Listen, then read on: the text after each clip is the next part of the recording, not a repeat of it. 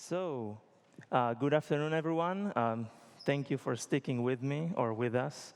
Last talk of the day, so it's always great to go last. Not really, but I understand that we have an awesome after party up on the third floor. So it should be interesting to stay and stick around.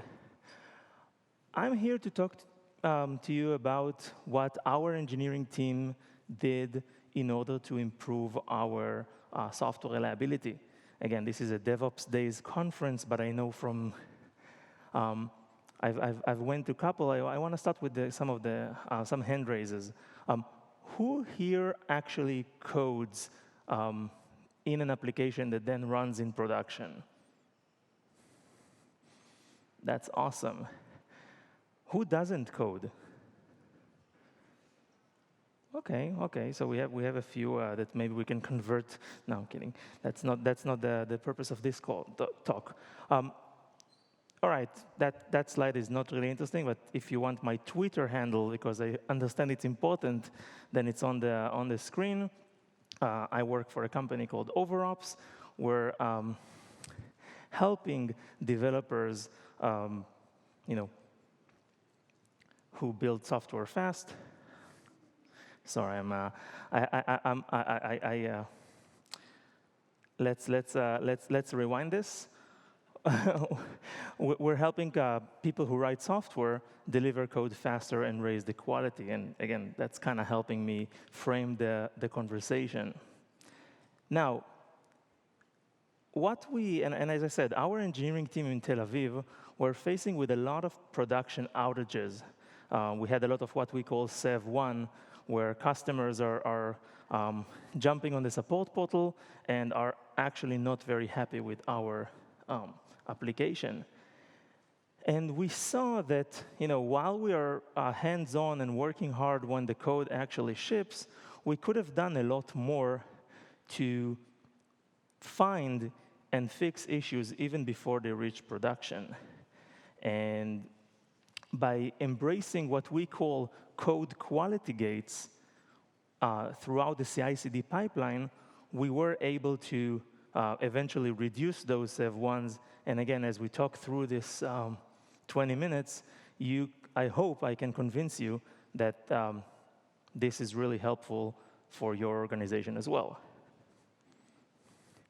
Now, kind of building on what I've said already, we've seen, and by speaking with other companies, that speed and stability aren't really working together.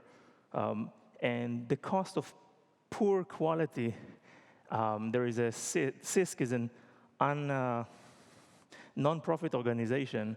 The link is down below for their 2018 report, has estimated that the poor quality of software cost our industry $3 trillion in 2018. That's a trillion with a T, not a billion, so it's a huge number. Again, you can argue about their methods, but essentially it's a huge number. We all know that we introduce bugs into the code, that sometimes we break applications as we impact the revenue stream of our companies, and it's bad. And I hope that, again, part of the reason we're all here today is in order to fix that, or at least reduce the problem. And it may be cheesy, but I think, again, this is one of those lines that really resonates with my team when we talk about, the engineering managers are talking about velocity and burn charts. I'm all about the quality. Again, kind of bridging that gap between engineering and the business, we have to remember the quality.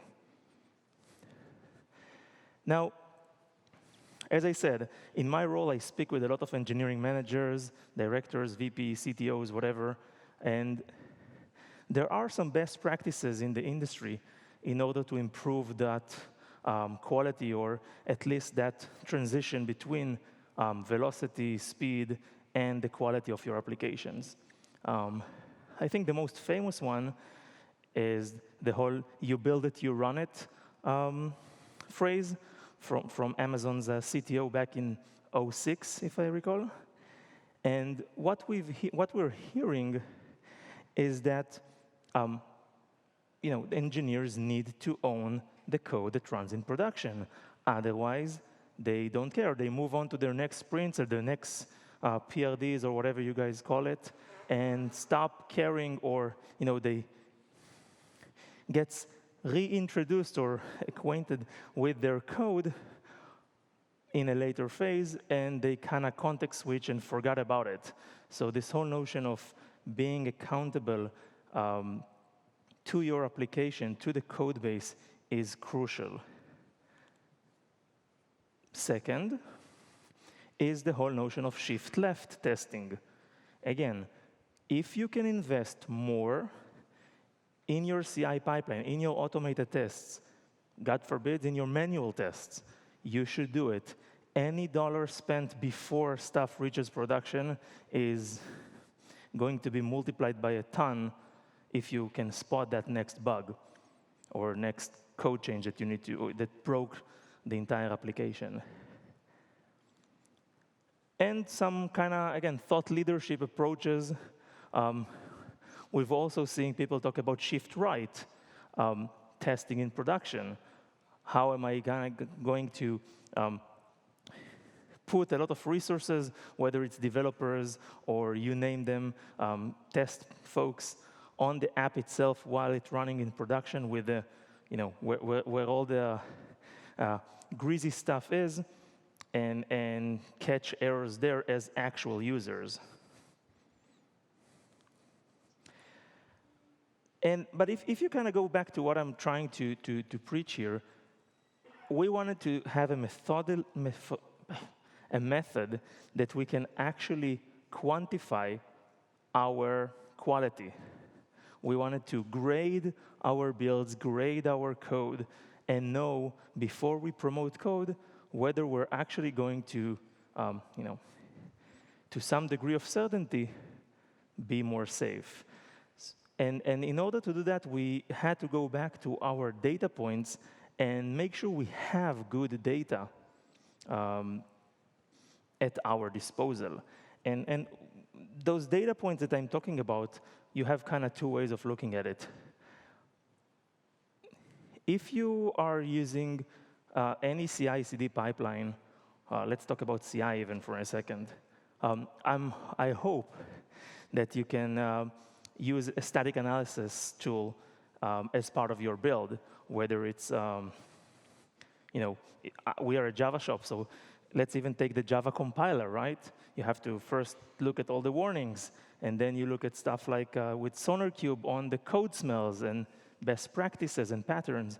Static analysis tools are, I would say, your first quality gate to even start to think about, quality in software. Then there's code coverage. I think, again, in 2020, testing has won. Everyone should be adding some coverage of tests in multiple fronts, multiple angles. I don't want to go in there, but we have tools today that measure your code coverage. And again, not saying that you need 100%. I think other talks or other people have, smarter than me, has expressed why that is not a goal.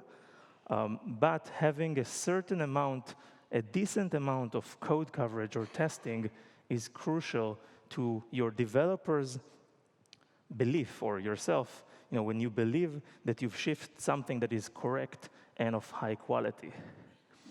And the last kind of data point that I want to mention, because we're all looking at it, even if we're not acknowledging it, is the output from our applications. And that output usually, or at the very bare minimum, is with log files.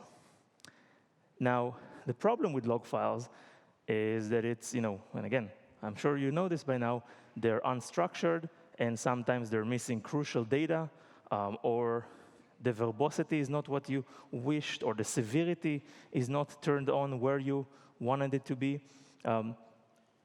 Or again, if you kind of open your mind, why do I even care about log files in my build?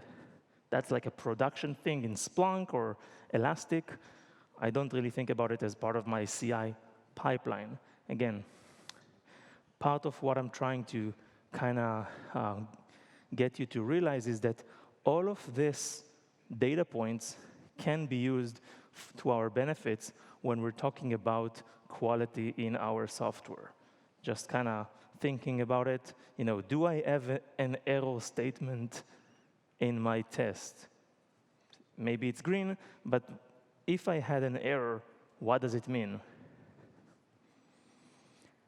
And with that, I want to kind of take you to the same journey that our engineering team had, which is kind of looking at some more data points that our applications spits out. And we're here to talk about, new errors, and we're here to talk about increasing errors. If you think about something that, even though it's not new, the rate has changed or the volume has changed, and about slowdowns. Again, all of us wants our applications to stick within the boundaries of our SLOs, and we wanted to look at that as early as possible, even if in our pre-prod environments. And when I say we are looking at quality, this is where we branded the reliability score concept, where we'll say we look at a branch or a release candidate, and we'll start to look at it from that data type's perspective. Did it introduce new errors? Does it have existing errors that happen at a higher rate? Or does it have slowdowns? Or it introduced new slowdowns in different endpoints? How we're actually scoring is I guess, the main point here, right? First, remember what I said, you need good data. So we need to detect all the errors, all the slowdowns that happen in our application in order to even begin the process. Then, and again, every person in the room can take this to their own world. We need to classify it. I'll touch on that in a second. Then we prioritize it. We'll show in a second how you make this entire thing into one reasonable score, 0 to 100. And then you can start to discuss whether that number can be used to mark a build unstable, right? If my build or my automated test suite or my nightly had a 70, is it fine to promote? Probably not. And the last bit that we like, because we're data nerds, is how we are visualizing it all to kind of broadcast to the entire company outside of engineering what's up with our builds and how engineering is progressing. All right. So with detection, because I think that's really where people kind of lose faith in a way, how do I get this data? And there are really two kind of approaches. You have the manual one. If you're injecting using a metrics library, you're gathering a lot of data on your application. Or again, those infamous log files that you have that you can parse and get actionable aggregations from. Again, not pretty. I've seen Splunk queries that has like 10,000 characters in them. So it's really bad, but it's possible. And if you're thinking about the automatic approach, then you have tools like an APM. Now, again, part of those what's going on in your organization, we've seen organizations that the APM is only being used in production. There are no licenses for dev, the engineering manager says. But again, if you kind of stay in the mindset that I'm trying to share here, it's actually as important to run your tools throughout the stack. And whether it's on your dev environment, test, load, whatever, think about what you can, what you possess in production and walk it through backwards so you can use the data to think about the quality of your application. And again, there are other methods. You have error tracking tools, which is also a great way of understanding what's new. So let's say we have all of that data. Now let's talk about classification, what it means to classify that data set. Now, for every error, let's take like an exception. I can start to gather some extra data on it, metadata.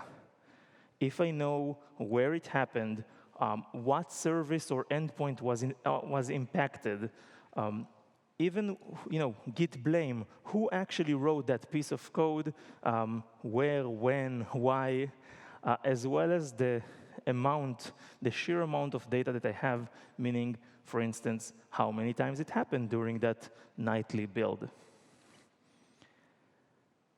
Prioritizing is essentially saying, well, if it's new, then great.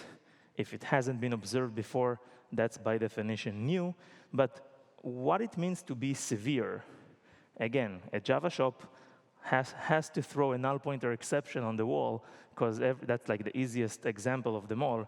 If my thread die, if I have a null pointer exception, I want to start to prioritize between several events and reason about some of them before the others. Increasing errors, pretty similar thought. Again, not trying to really blow your mind here with these examples, right? If I have a rate, meaning that exception happened 3% of the times, now it happens 10, the math is pretty simple. I can call that an increasing error. We can talk about that later because I'm running out of time, especially if you're looking at pre-prod data. You always have to kind of remember that in order to make the math works, you need to really think about your data set as things that are discrete, and some of the statistics won't really apply if you're kind of wandering around, an hour a day or something like that. But that's something that again, that's easily solvable with some seasonality tricks. And we've done that successfully, so I'm throwing it out there because it was one of those first things that popped to mind, how we're going to work with data that is, runs an hour a day or something like that. Slowdowns, pretty similar to what I mentioned with increasing errors. If you have an endpoint that's now slowing down, if you have a servlet is a very horrifying name, but that's how my mind works. You have an average and you have standard deviations. Again, the math is pretty simple if you have the data and you want to produce some nice statistics out of it. And behold, the formula. We're taking all of the events we've gathered, right? The new, the increasing, the slowdowns. And it may sound naive, but we just started to score them and aggregate them into what we call a penalty. So if you have like 100, everyone starts with 100, and then you start to penalize your build for every new null pointer exception, and you had 3, and that null pointer exception got deducted by 2 points, you see where I'm going with it. Again, it's naive, and our approach here was playing with the math until it made sense in a way. Meaning, we kind of tried to predict, and also we had the data about which builds or which code changes resulted in outages, and we kind of backtracked and saw, well, how could have we known? What should have we scored in order for that change to be flagged as something that you shouldn't promote? And that's why in that third line you see this weight, and in the fourth line you see this normalization. And I have the actual code snippets on GitHub, and some of it are on the deck. Feel free to, if you care, go in. It's all open source, how we're forming those scores for our builds. So I don't want to really touch on that because, as I said, there's a lot of hand waving here that won't really do us any good. And kind of, obviously, I mainly want you to hear what I'm saying and then think about your own organization and how you can take those approaches and, add it to your practice. Before I kind of sum up, I do want to mention that again, as I said, we've open sourced this entire calculation for our benefit, and we've also made it available through Code Quality Gates plugins, whether it's in Jenkins or other CI tools, Concourse. And essentially, as I said, our main reasoning here is if we score and the score is low, we want to stop a build or not promote code. As I said, a nice snippet of the calculation. Java, I'm sorry, maybe Kotlin next year. This is a sample of our Jenkins report. Again, shows new exceptions and some other cool stuff that we use. And this is how it gets fed into Influx and then Grafana. So for every build, you have your new increasing slowdowns and that score as the doctor prescribed.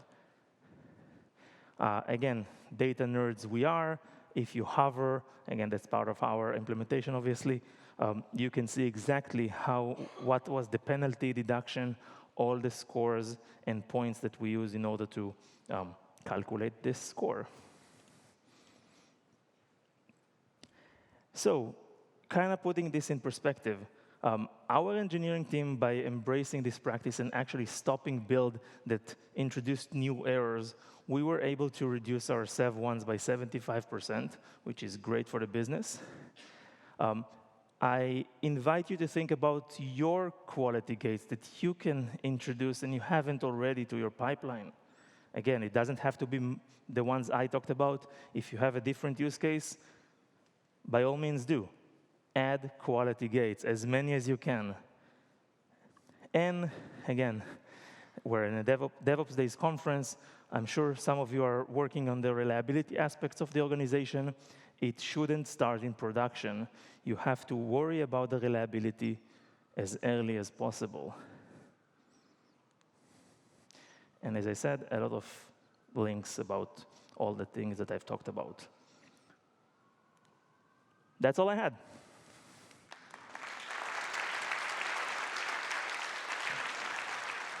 Can you go back one slide? There you go. Yes, I'm sorry that these are not short URLs, but if you... and again, I would love to speak to any of you. I know it doesn't have to be a question either now or up on the third floor, that's right.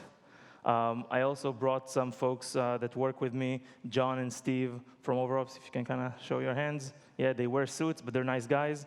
Kind of talk about what OverOps as a company does, not trying to, no shameless plugs in DevOps Days, so I wouldn't even mention it.